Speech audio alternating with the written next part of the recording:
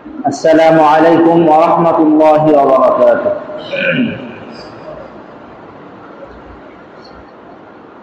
الحمد لله نحمده ونستعينه ونستغفره ونعوذ بالله من شرور أنفسنا ومن سيئات أعمالنا ونشهد أن لا إله إلا الله وحده لا شريك له ونشهد أن سيدنا وسندنا وحبيبنا وطبيبنا ومولانا محمدا عبده ورسوله أرسله بالحق بشيرا ونذيرا وداعيا إلى الله بإذنه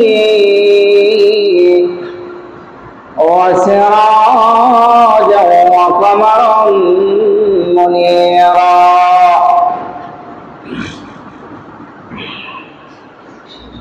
أما بعد فقد قال الله تبارك وتعالى في القرآن الكريم: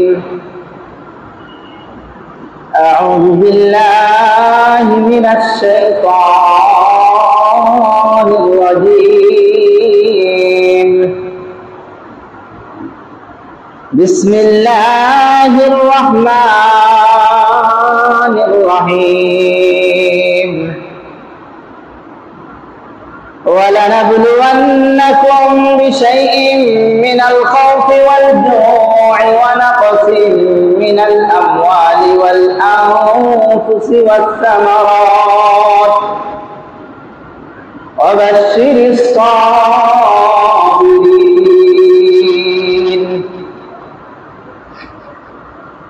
وقال تبارك وتعالى في شأن حبيبه: إن الله وملائكته يصلون على النبي يا أيها الذين آمنوا صلوا عليه وسلموا تسليما. محبت سے سبق ہوئی اللهم صل على محمد وعلى آل محمد كما صليت على إبراهيم وعلى آل إبراهيم إنك حميد مجيد. اللهم بارك على محمد وعلى آل محمد كما باركت على إبراهيم وعلى آل إبراهيم إنك حميد مجيد. সমস্ত তারিফ ও প্রশংসা সে মহান রব্বুল আলামিনের দরবারে, যে মহান রব্বুল আলামিন আজকে পবিত্র জুমার দিনে দুনিয়াবী সমস্ত কর্ম থেকে ফারেক করে সুস্থতার সাথে পবিত্র ঘর মসজিদে আসার জন্য সুযোগ দান করেছেন। এজন্য সকলেই শুকরিয়া বলি আলহামদুলিল্লাহ। অতঃপর লক্ষ কোটি দরুদ সালাম করে জানায় আকায় নামদার বেদের মদিনা দুলালে আমেনা আহমদ মুস্তাফা মুহাম্মদুর রাসূলুল্লাহ সকলে বলি সাল্লাল্লাহু আলাইহি ওয়াসাল্লাম।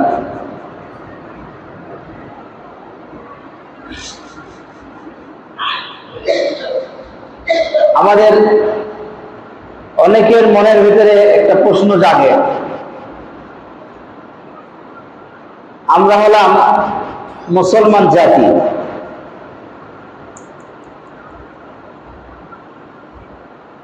আল্লাহ পাক রব্বুল আলামিনের মনোনীত যে ধর্ম, সে ধর্মের নাম হলো ইসলাম। আমরা সেই ইসলাম ধর্মের মানুষ, ইসলাম ধর্ম অবলম্বী মানুষ আমরা। তো যেই ধর্ম আল্লাহর কাছে সবচাইতে বেশি প্রিয়, পছন্দনীয়, আমরা হলাম সে ধর্মের মানুষ। অথচ দেখা যায় যারা ইসলাম ধর্ম অবলম্বী মুসলমান জাতি, যারা এরা অনেক কষ্টে থাকে, অনেক বিপদের মধ্যে থাকে, অথচ এরা আল্লাহর সবচেয়ে প্রিয় যে ধর্ম, সেই ধর্ম অবলম্বন করে। অথচ যারা কাফের, মুশরিক, বেঈমান, তারা কত আরামে, আয়েশে, সুখে, শান্তিতে বসবাস করে। উচিত ছিল যারা মুসলমান, এরা থাকবে সুখে, এরা থাকবে শান্তিতে,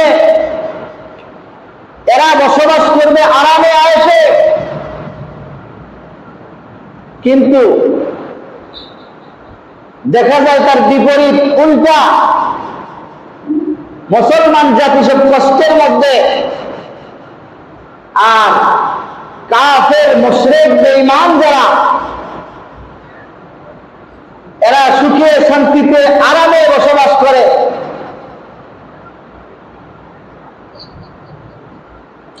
এই প্রশ্নটা আমাদের মধ্যে জাগে। তো এর জবাব হাদিসের মধ্যে বিভিন্নভাবে, বিভিন্ন হাদিসের মধ্যে দেওয়া হয়েছে।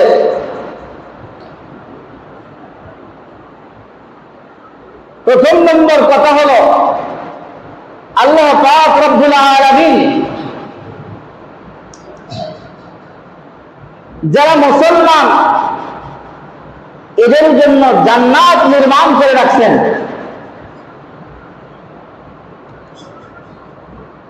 আর যারা কাফির, মুশরিক, বেঈমান যারা,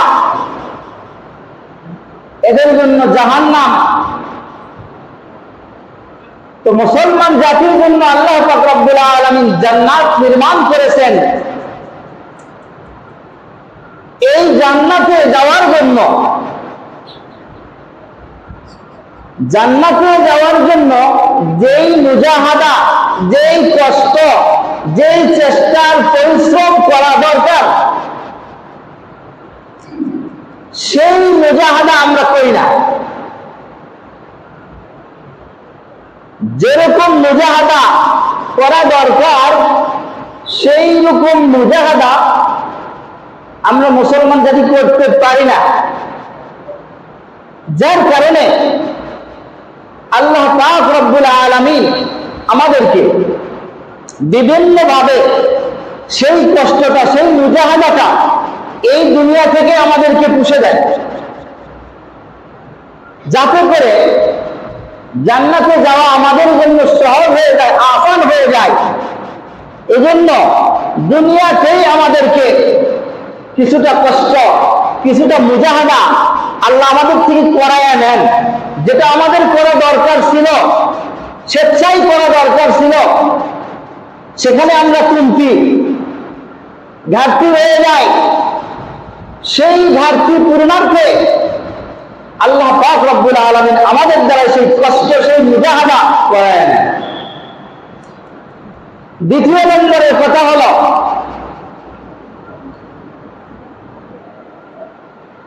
আল্লাহ রাসূল সাল্লাল্লাহু আলাইহি ওয়াসাল্লাম বলেছেন, মুসলিম শরীফের হাদিস, আদ-দুনিয়া সিজনুল মুমিন ওয়া জান্নাতুল কাফির।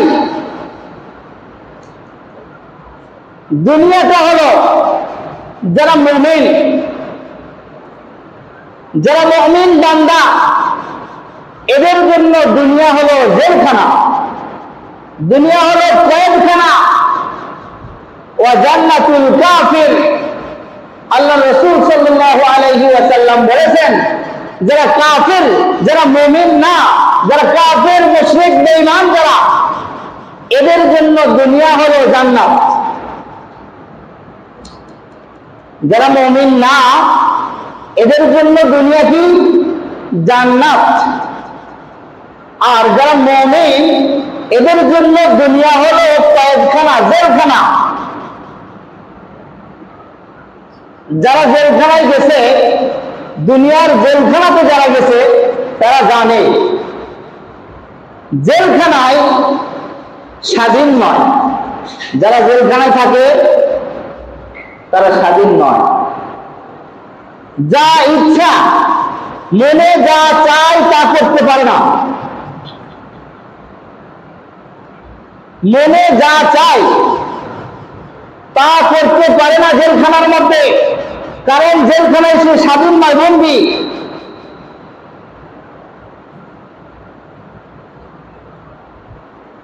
সামনের দিকে আগে আসি, যারা আমরা পরে আসতেছি সামনের দিকে আগে আসি। তো যারা জেলখানায় থাকে, এরা এদের মনের যা ইচ্ছা জাগে তা করতে পারে না। জেলখানা কর্তৃপক্ষ যেই নীতিমালা দিয়েছে, জেলখানায় যেই নীতিমালা থাকে, সেই নীতিমালা অনুযায়ী তাদের চলতে হয়। যেমন খাবার খাইতে বলে তেমন খাবার খাইতে হয়, যেমন জায়গায় শুইতে বলে, যেমন বিছানায় শুইতে বলে তেমন বিছানায় শুইতে হয়। মনে চায় পারে না, কারণ সেখানকার নীতিমালা তাদেরকে মেনে চলতে হয়। এটার নাম জেলখানা।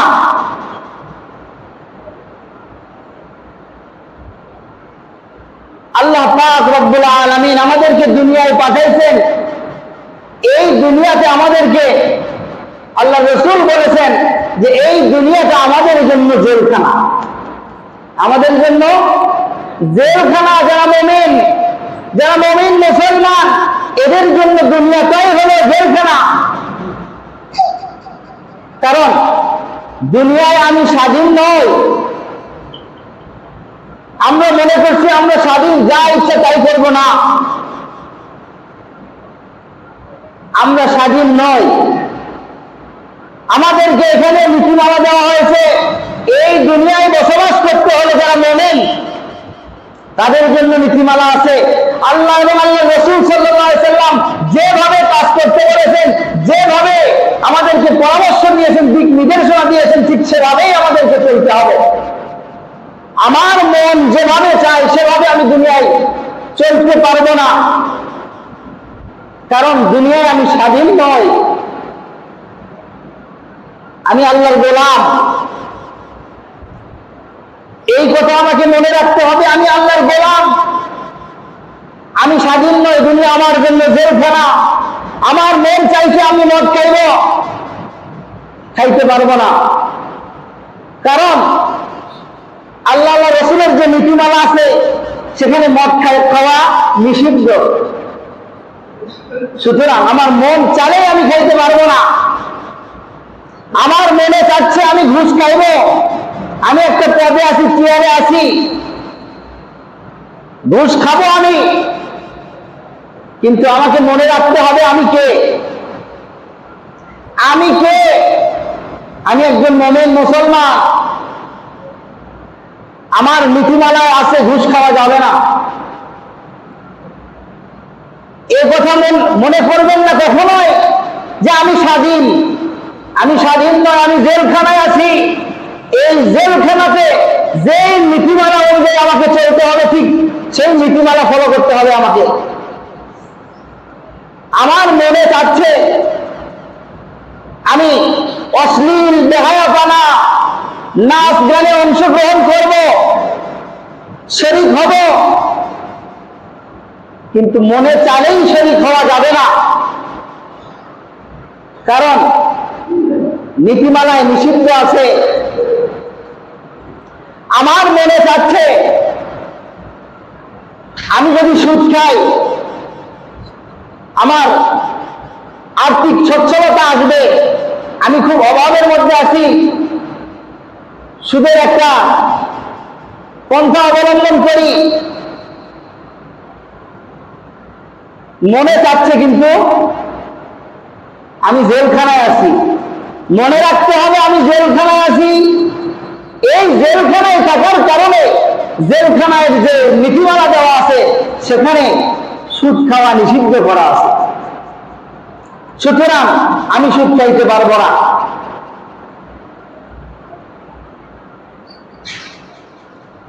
এই দুনিয়া মুমিন যারা তাদের জন্য জেলখানা, আর যারা কাফের এদের জন্য জান্নাত। তারা মনে যা চায়, যারা কাফের যারা মুশরিক বেঈমান এরা মনে যা চায় তাই করতে পারে। এজন্য আল্লাহ রাসূল বলেছেন যে যারা কাফের তাদের জন্য দুনিয়া হলো জান্নাত। মন চাচ্ছে তারা মদ খাচ্ছে, মনে চাচ্ছে তারা ঘুষ খাচ্ছে, মনে যা চায় যখন যেটা করতে চায় তাই তারা করতে পারে। কারণ আখিরাতে তাদের জন্য জান্নাত নাই। আল্লাহ রাসূল সাল্লাল্লাহু আলাইহি ওয়াসাল্লাম একদিন খেজুরের রশি দ্বারা খাট, সে খাটের উপরে শুয়ে আছেন। আল্লাহ রাসূল যখন ঘুম থেকে উঠছেন, ওঠার পরে পিঠের মধ্যে দাগ, আল্লাহ রাসূল সাল্লাল্লাহু আলাইহি সাল্লামের পিঠের মধ্যে খেজুরের পাতার দাগ, রশির দাগ। উমরে ফারুক রাদিয়াল্লাহু তাআলা আনহু কেঁদে কেঁদে আল্লাহ রাসূল সাল্লাল্লাহু আলাইহি ওয়াসাল্লামকে বললেন যে আল্লাহর হাবিব, আপনাকে সৃষ্টি না করলে আসমান জমিন জান্নাত জাহান্নাম কোনো কিছুই সৃষ্টি করা হতো না। অথচ আজকে আপনার এই দশা, আমরা মুসলমান আমাদের এই দশা। আপনি কত কষ্ট করতেছেন, আর যারা কাফির মুশরিক বেঈমান এরা কত সুখে শান্তিতে বসবাস করে, কত আরামে আয়েশে তারা বসবাস করে, আর আপনার শরীরে আজকে খেজুরের পাতার দাগ।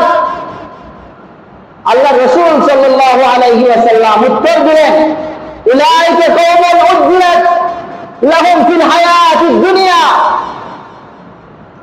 আল্লাহ রাসূল সাল্লাল্লাহু আলাইহি ওয়াসাল্লাম বললেন, তারা তো কাফের মুশরিক, তারা তো বেঈমান, তাদের যা পাওয়ার তারা দুনিয়াতেই পাবে, তারা আখিরাতে কোনো কিছু পাবে না। যারা কাফের মুশরিক বেঈমান যারা, এরা যা কিছু পাওয়ার দুনিয়াতেই পাবে। তারাও অনেক সময় ভালো কাজ করে, তারাও সেবামূলক কাজ করে, তারাও সত্য কথা বলে। তো এই যে ভালো কাজগুলো যে তারা করতেছে, তাদের তো খুব প্রতিদান আছে। এই ভালো কাজের প্রতিদান যেটা হবে আল্লাহ পাক রব্বুল আলামিন তাদেরকে দুনিয়াতেই দিবেন, আখিরাতে তারা কোনো কিচ্ছু পাবে না। এজন্য দুনিয়াতে তারা আমরা যারা মুসলমান জাতি, আমাদের থেকে কিছু তারা বেশি পায়, আর যারা মুসলমান তারা তাদের তুলনায় কিছু কম পায়। কিন্তু আখিরাতে মুসলমান জাতি যারা, ইমানদার যারা, মুমিন যারা, তারা সব কিছুই পাবে, কিছু না সব পাবে। আর যারা কাফের, যারা মুশরিক, যারা বেঈমান, তারা কোনো কিছুই পাবে না, সব কিছু থেকে তারা বঞ্চিত, তাদের জন্য জাহান্নাম অবধারিত। এজন্য দুনিয়াতে আল্লাহ পাক রব্বুল আলামিন তাদেরকে আমরা যারা মুসলমান জাতি আমাদের তুলনায় কিছু বেশি দিয়েছে। এজন্য ঘাবড়ানো যাবে না যে আমরা মুসলমান হয়ে কষ্টের মধ্যে আছি, মুসলমান হয়ে আমরা কমতির মধ্যে আছি, এমন চিন্তা মাথার মধ্যে আনা যাবে না। আমরা মুসলমান, মনে রাখতে হবে আমরা মুসলমান, আমাদের জন্য দুনিয়া জেলখানা, এখানে আমরা যা মনে চাই তা করতে পারবো না। আমাদের যে নীতিমালা আছে সেই নীতিমালা অনুসরণ করে আমাদের এই দুনিয়ায় চলতে হবে। আল্লাহ পাক রব্বুল আলামিন সকল কথাগুলি বুঝিয়ে আমল করার তৌফিক দান করুন। সকলে বলুন আল্লাহুম্মা আমিন।